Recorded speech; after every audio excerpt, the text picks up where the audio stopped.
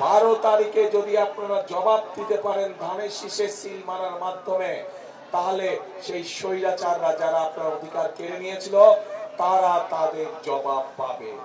আমরা সব সময় বিএনপি করি যারা, আমরা শান্তিতে বিশ্বাস করি। আমরা সকল ধর্ম বর্ণের মানুষকে নিয়ে আমরা একসাথে শান্তিতে বসবাস করতে চাই।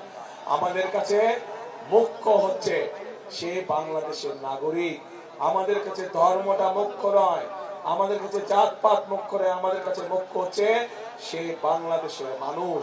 কাজেই মানুষকে মানুষ হিসাবে আমরা মূল্যায়ন করতে চাই, মানুষকে মানুষের মূল্যায়ন করতে হবে। এবং সেই জন্যই প্রিয় ভাই বোনেরা, আমরা যদি দেশে জনগণের শাসন কায়েম করতে পারি, আমরা যদি দেশে জনগণের সরকার প্রতিষ্ঠিত করতে পারি, আমরা যদি দেশে জনগণের কাছে জবাবদিহিমূলক সরকার প্রতিষ্ঠা করতে পারি, তাহলেই একমাত্র সম্ভব দেশ এবং জনগণের প্রকৃত যে সমস্যাগুলো আছে সেই সমস্যাগুলোর সমাধান করা।